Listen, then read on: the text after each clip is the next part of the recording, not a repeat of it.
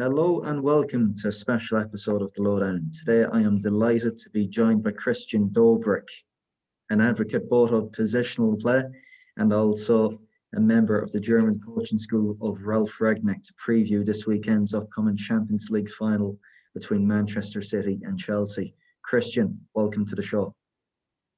Thanks for having me. Christian, you've been on once again. How excited are you for this weekend's final? I'm pretty excited. I think it's one of the most entertaining teams in the world that playing against each other in the, I think, biggest game that you can have in European football. And I think two of the most interesting coaches in the world are going to compete against each other. And yeah, well, that's going to be a great show. And I think even from the tactical point of view, it will be incredible. Yeah, it will be a joy to watch. And it's something we've discussed on our previous podcast, Christian, and indeed off camera today. One of the biggest legacies which post-COVID has had on top-level football has been that top-level football now is all about control, be it keeping possession for long periods of time or going back into low compact blocks without the ball. There are a few other teams which personify this as good as both Manchester City and Chelsea. Starting with Man City, Christian, I mean, what a season they have had. What has impressed them most about you over the past 6 to 7 months? I think they got an incredible flexibility all over the whole squad. If you have seen the last seasons from Manchester City and how they struggled at a few points, especially on the international top level, they were really forced on a few players. And I think one of the achievements of this season is that they are not forced to use certain players to be successful. As you can see, they have a really nice squad with really top players, and everybody is part of the collective. And for Pep Guardiola, it's amazing to have this flexibility in a squad and change things up. And as you can see, the tactics of Manchester City regarding to the last years, they changed. So it's more flexible, not just 2-3-5 like he played it in the last seasons. Sometimes he played a similar game model or structure like Johan Cruyff used back in the days at Barcelona with three in the back, and really nice flexibility. And I think that's one of the biggest strengths of Manchester City this season. And that's why I think it's totally deserved that they are going to the Champions League final and also dominated the league. I mean, especially Christian, we've seen Manchester City, in the big games, especially set up with the strikerless formation. Case in point, approaching this weekend's clash with Chelsea, Ilkay Gundogan is the Citizens' top scorer this season. I mean, what does this tell us about their system, and have City struck the perfect balance between that blend we spoke about between order and chaos before? I mean, we're fast becoming involved in an age of football or an era of football where formations are becoming utterly useless, really, and it's all about principles. Would you agree? Yeah, totally. I think in the last podcast we spoke about formations and how they are important in modern football, and I think they're not important at all. As you can see, it's just, I think Pep once said, it's just like telephone numbers. It's not important anymore. It's just if you play 4-4-2 or 4-3-3 in the game, the formation and the structure is never like you have them on paper or just on the table. And as you can see, Pep uses his fullbacks in a flexible way. He's using his number 8s in a flexible way. It's all mixed up and nobody is in possession in the same position as they are in pressing. So I think that's one of the key aspects, that these flexibility and also, as you said or mentioned, the role of Ilkay Gundogan. I think it's really important to see these kind of changes and development in the squad, because if you look back on the days on Ilkay Gundogan, he was really static on his position, like he was in the classical pivot. And right now he's something like, I think a number 10, a half number 10. And I think that's one of the most important keys for the whole squad, that you have players that they're able to play multiple positions in a high quality. And if you have a squad like this where every player is able to play 2 or 3 different positions in the match and knows which zone has to be occupied in which certain moments, I think that's one of the most important aspects if you like to dominate the game and be in control and not drift to the chaos. Of course, and I think, for two guys such as ourselves involved in coaching, Christian, it's still funny. I think Guardiola, even though he's won 2 Champions Leagues and he's won league titles everywhere he's gone, he's still undervalued and underappreciated to a point in that you have this Manchester City team, although great individuals and whatnot. How exactly hard is it to distill this method of play which Guardiola has evoked over the City side, where each player seems to be playing to each other's intentions? And we discussed off camera, there being multiple reference points on a pitch. You see most teams just using the ball as a reference point, but City are able to use the ball, their own teammates, the opposition. How tough is that to coach? I think it's not that tough because regarding if you work with your players in general, I think there are really smart players outside, really, especially on the professional level. They're really smart players. They think like coaches, and you need players like this in every team, no matter if you play positional play or if you play a different style or a different model. But I think if you work with principles that are easy to understand and you have a way for your players to solve a certain situation, I think it's not that hard to coach. Like in my personal work, we also use this game model of positional play, and we help our players with simple rules in certain moments they can follow, and that's something that gives them security in different situations. And if you have these kind of rules for your team, it's not that hard. But for you as a coach, the work begins to define your principles and define your rules for the players. And if you're not able to define what you like to have in certain situations and in different phases of the game, then it's hard to coach. But as you said, I think Pep Guardiola is incredibly underrated, and I think it's a cultural thing. So not just in England, also in Germany, it was always like we have a different culture of football in our countries.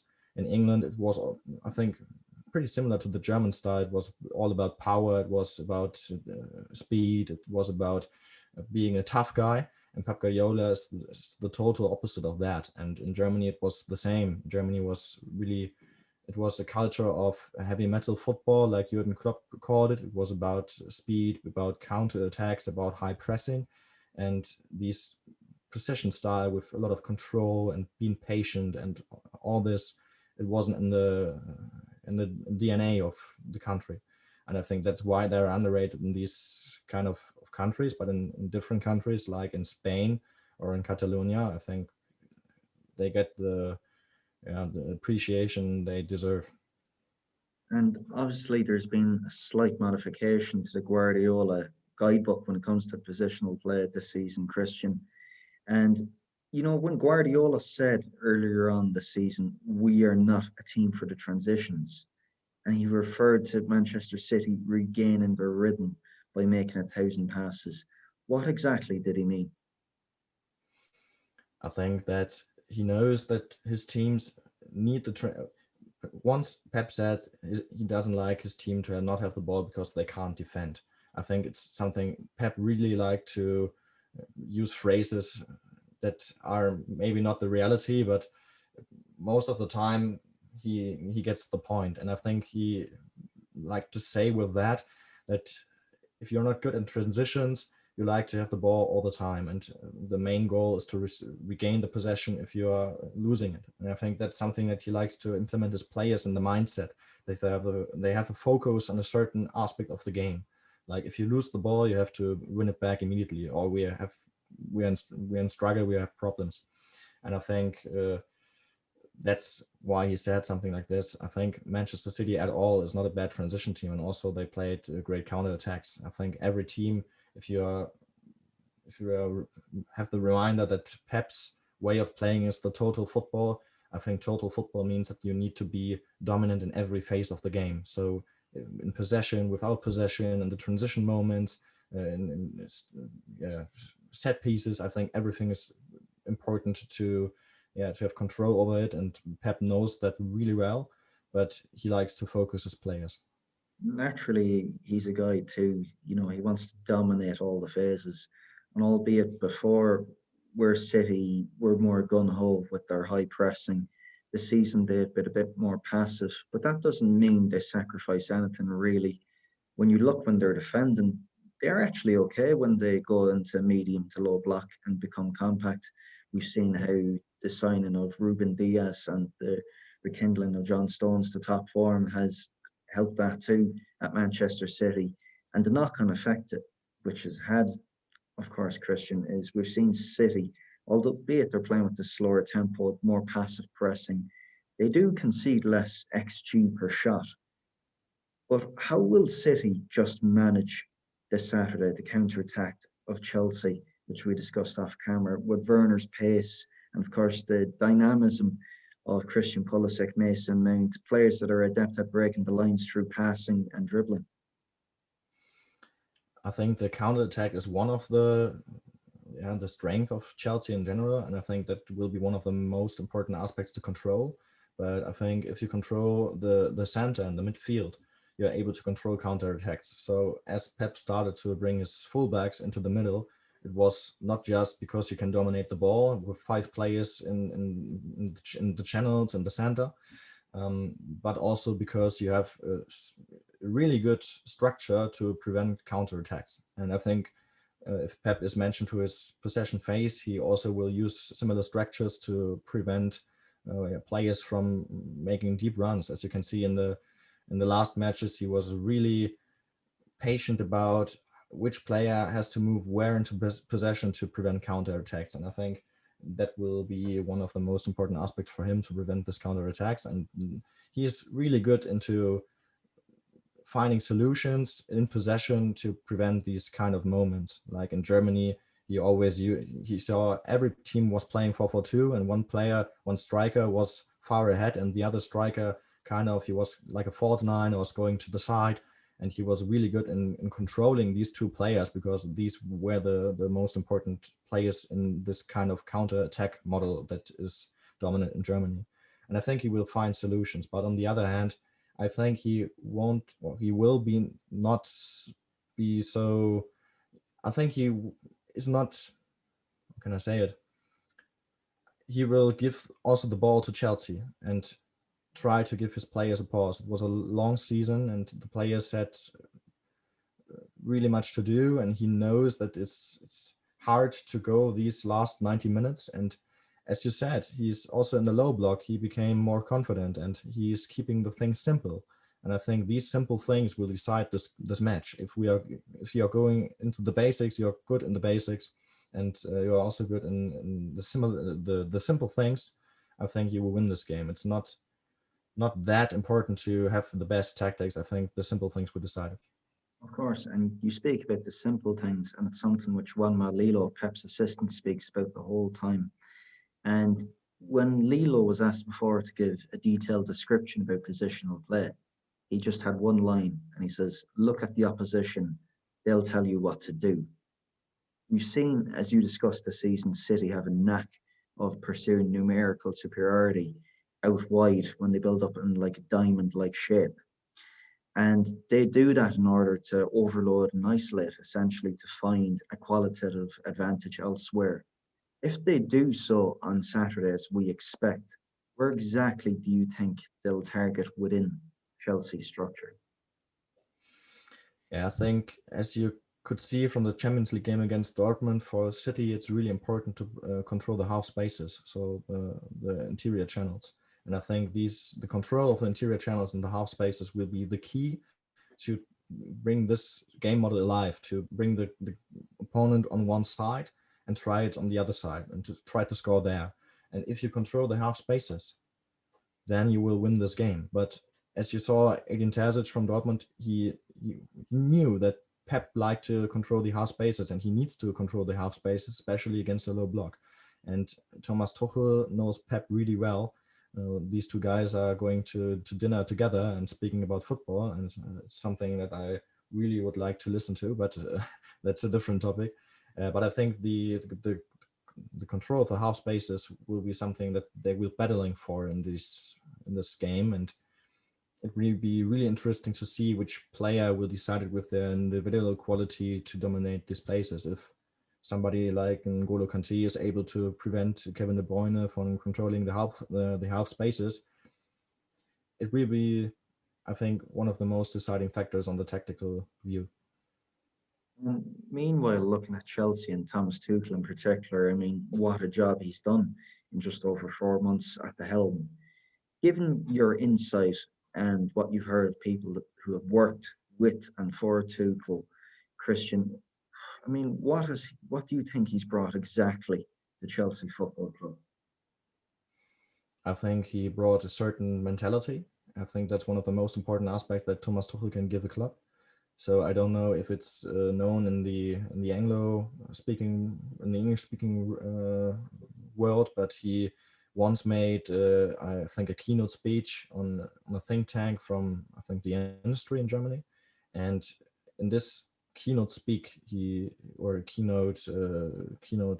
speak, I think he talked about how he set up a team from the mentality aspect, and he's a guy, he's really about the detail, he's disciplined, he's going to make better players just because of the mentality. He liked discipline a lot, and I think that's one of the most important aspects on the first try with Chelsea, because I don't think that in general the team of Frank Lampard had this kind of discipline that Thomas Tuchel brought to them. But on the other hand, I think he is a tactical genius, and he has a certain methodology that is different from everybody else in the Premier League, and that's also different for the players, and that brings a new impulse and is going to push the player out of comfort zone, and that is something that is incredibly important for his success.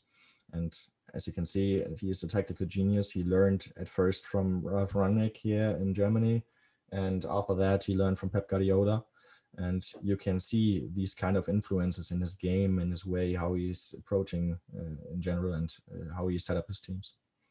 Exactly. And I mean, if you look at Tuchel's earlier days at Mainz, of course, given constrained resources and everything else he had to deal with, it was, to quote or to paraphrase Bruce Lee, my style is no style.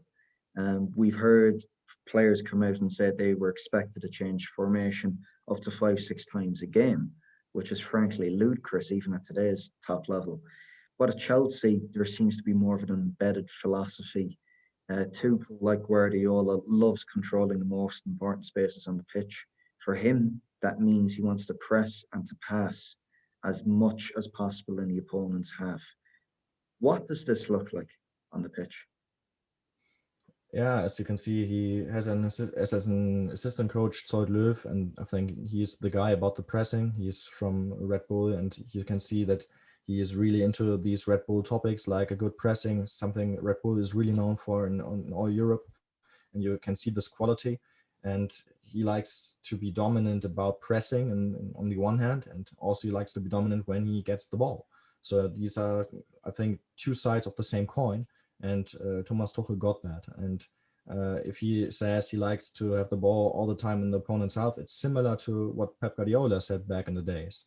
Like Pep once said, his dream is that you can lock up the opponent in his own half, and they don't even cross the line in the midfield. So I think it's the same dream those two guys have, and that's something that Thomas Tuchel meant, that he likes to pass the ball, and if there is a gap, he likes to exploit this gap and is going to play through. And if it's not working in this way, he likes to press and use this transition moments to score a goal. And I think it's something like a hybrid between the pure Pep Guardiola, who came from FC Barcelona to FC Bayern and brought this into Bundesliga and talked a lot with Thomas Tuchel, and also on the other side, the influences of Jürgen Klopp, of Ralf Rangnick, like scoring after 7 seconds and so on. What Ralf Rangnick is always talking to his trainers and his coaches in his school of Red Bull. You can see these influences, and I'm really hyped about to see it at the weekend. I think it's a great clash. Of course, and I mean, one not so much conundrum for Tuchel, But a conundrum and what's spoken a lot of the time amongst Chelsea fans is Timo Werner. And he's a player which I believe is actually crucial to Tuchel's style of play in this high energetic counter pressing scheme. I mean, you as a coach, Christian, how would you feel if you had a player that was giving you so much without the ball and in most other phases of the game? But when it comes down to just sheer numbers and scoring goals, he's not giving you the output you require. I mean, where do you lie on this? First of all, I have to say I'm a great fan of Timo Werner. I'm really so think he's one of the most underrated strikers out there. And you as a coach, you need to know how to bring him into this game. Like as you can see, as he started at Red Bull, he had coaches like Ralf Hasenhüttl. After that, later Ralf Rangnick, and they had a certain playing model where he has a lot of space in front of him. And as a striker, this was crucial for him. So there was a counter team like heavy metal football with Jurgen Klopp. And Timo Werner, he works in this kind of style really, really well. And as you could see at the German national team, it's the same with Timo Werner as the start at Chelsea and talking about the output, because he has a different role there. Timo Werner is really explosive when it comes to pace, when it comes to dribbling. And I think these are his key, yeah, his key skill, the key of his skill set in general. And as you can see, if you know there are differences between this game model, you need to change the role of Timo Werner. And as you can see, also Julian Nagelsmann, he used Timo Werner in a different kind of manner than the coaches before at Red Bull. So he played him more like a number 10. So he has again more space in front of him, because the teams in Germany, they got to a low block against Red Bull. So there's a change. And also in the national team, there was a change, because you are not able to counter all the time in teams like Chelsea or I think also in the German national team, because most of the teams, they like to defend and sit deep, and there is not that much space in behind of the last line. So if I, as a coach, had somebody like Timo Werner, I'd try to find the best position for him and with position, I mean the best room or the best space in a certain situation. And I think Thomas Tuchel, he's right now with Timo Werner in kind of a process about that, but they will find a solution for that. And if they find the optimal solution, Timo Werner, he's like a weapon. I'm totally convinced. And on the other hand, of course, he's young. And I think there's a lot of pressure, and there's also a lot of pressure about the mentality for him. In Germany, he had to fight with fans who called him really bad words after he dived one time at Schalke. And it was also on the TV, it was a meme on the internet. So there are a lot of things that bring pressure to him.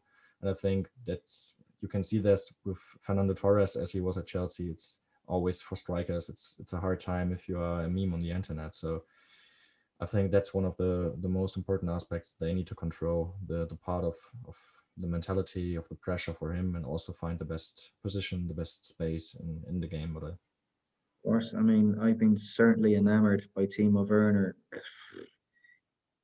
first and foremost for coming across him at RB Leipzig, but the past 3, 4 months at Chelsea. I mean, if the law of averages is a real thing, Christian, I take it next season Timo Werner will be at the top end of the goal charts. But I mean, largely, this is a Chelsea team that is prepared to suffer.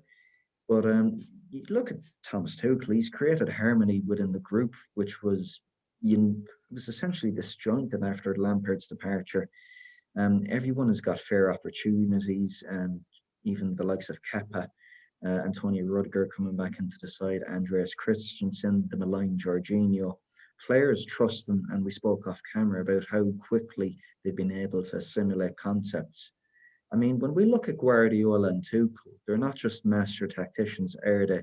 I mean, they speak multiple languages.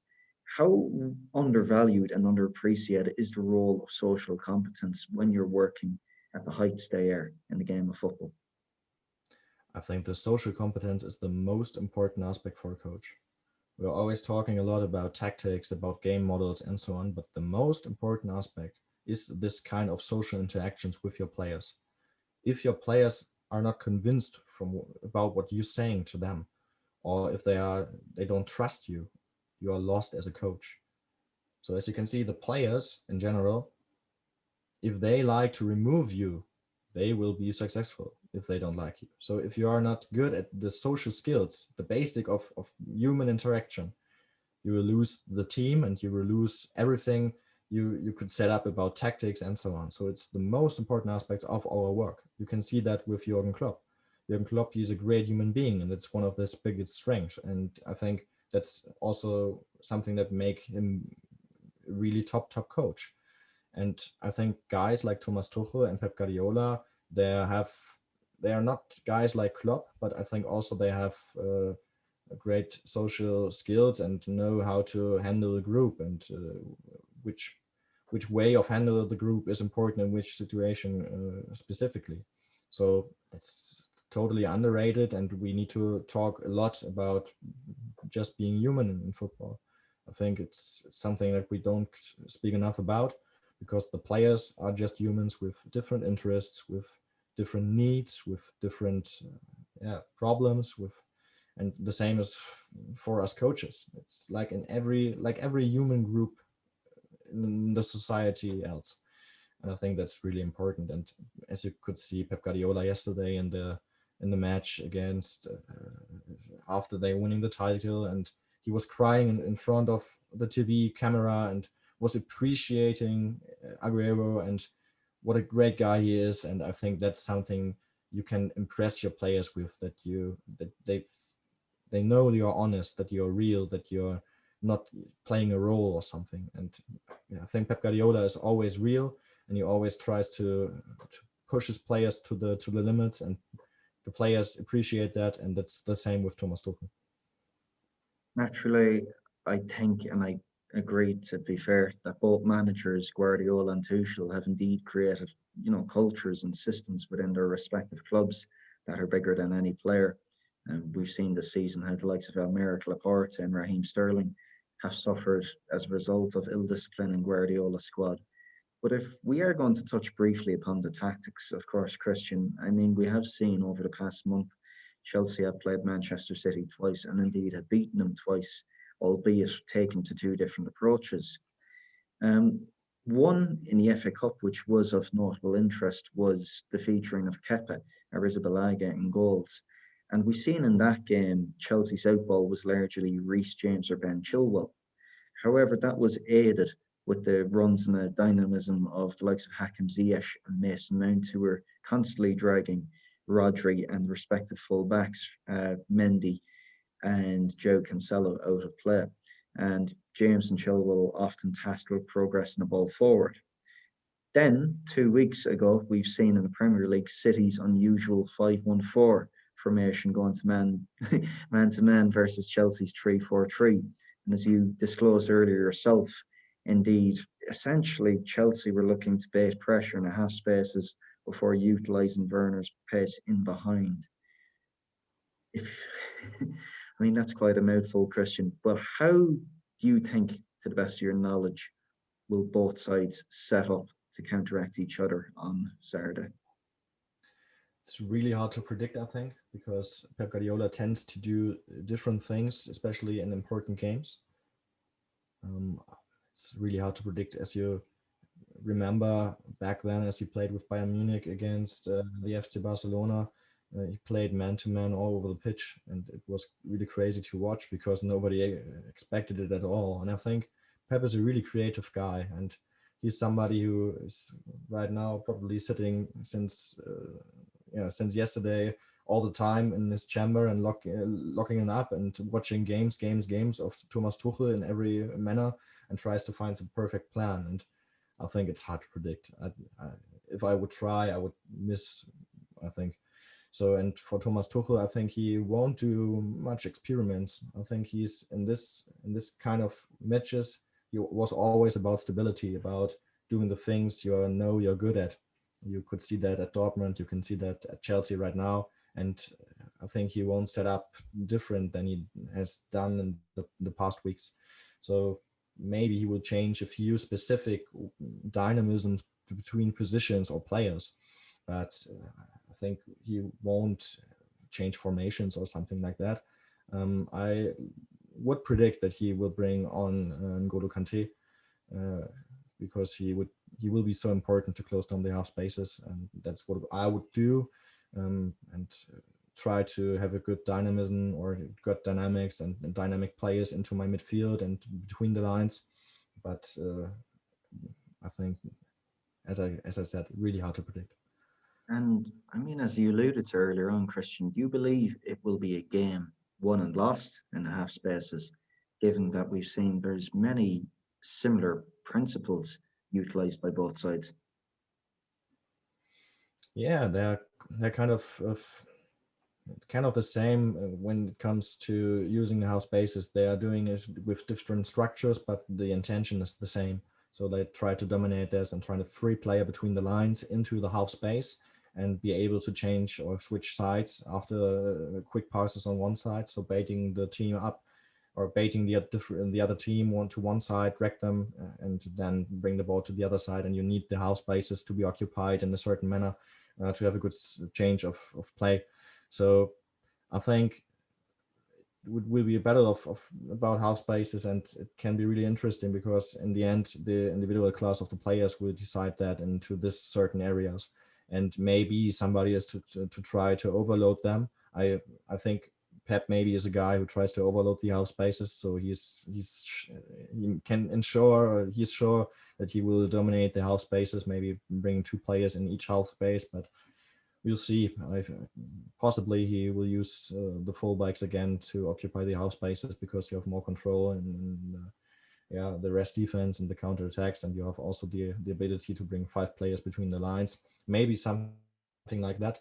If I would be him, maybe I would try it like that to bring more players into the center and yeah, just be convinced about my players on the outside line and to win the 1-on-1 and bring the cross or cutting it back. I think that could be a possible good way. And Christian, if I had to put you under pressure for a prediction, who do you think is going to win on Saturday? Yeah, from patriotism, I should say Thomas Tuchel probably, but I think Pep Guardiola is a guy that admire him since I started as a coach, even before. So I'm really into Pep Guardiola and his way of playing, and also the way he treats his players, and he's communicating with the press and so on. I learned a lot from him out of distance. So I'm predicting that Pep will find a real creative solution, and it will be a really tough game. But in the end, they will win this game, and maybe in extra time. But I think Pep Guardiola and Manchester City, they will going to do it. And Thomas Tuchel, will lose his second final in 1 year. But finally, to close, Christian, I mean, one club you're currently involved with, Holstein Kiel, just a quick word on them. I mean, they've had an amazing season. What a run to the semi-finals of the DFB Pokal, and now they're in the playoffs, the promotion relegation for the Bundesliga against Cologne. I mean, what do you have to say about Holstein Kiel's performances this season? It's been utterly amazing to watch from a distance. Yeah, we have a really talented coach. We have a really good squad with Ole Werner. We have a coach that he's really into a positional game when it comes to possession, but he also learned from the defending from player coaches that were before him. He learned a lot from Tim Walter, from Markus Anfang, also from Carsten Neitzel, who were in the club before him. And I think he's a really interesting coach to watch in future. A really interesting coach because he is on the human base. He's a really good guy, and he's really based in general. So it's incredible what he made with the team, especially under the certain conditions with COVID.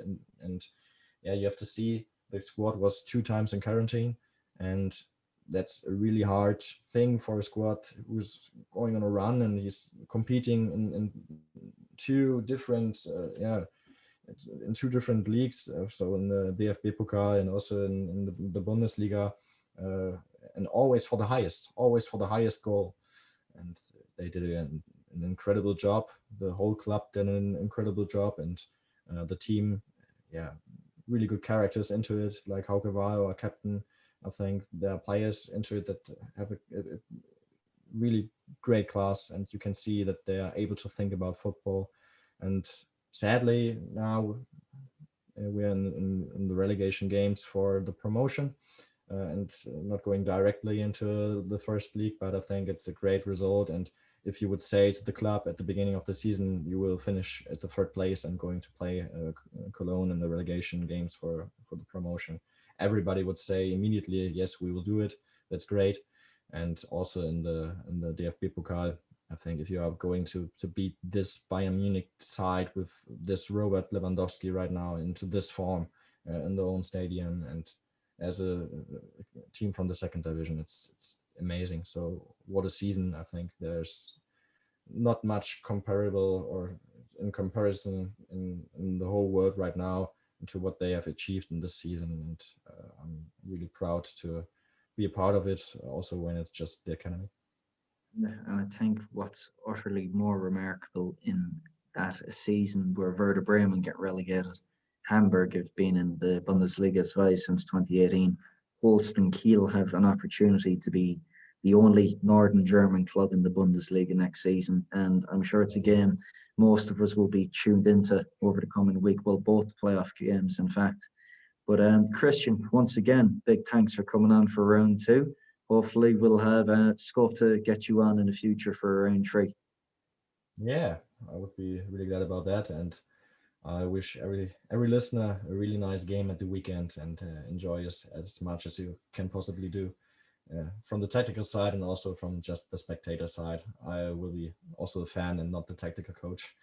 So I have two glasses, I think. Tactical coach glasses when I watch a game, and also the fan glasses. And I can only recommend to everybody to watch it with the fan glasses at the weekend. Fantastic. Christian, top man. Thanks for having me.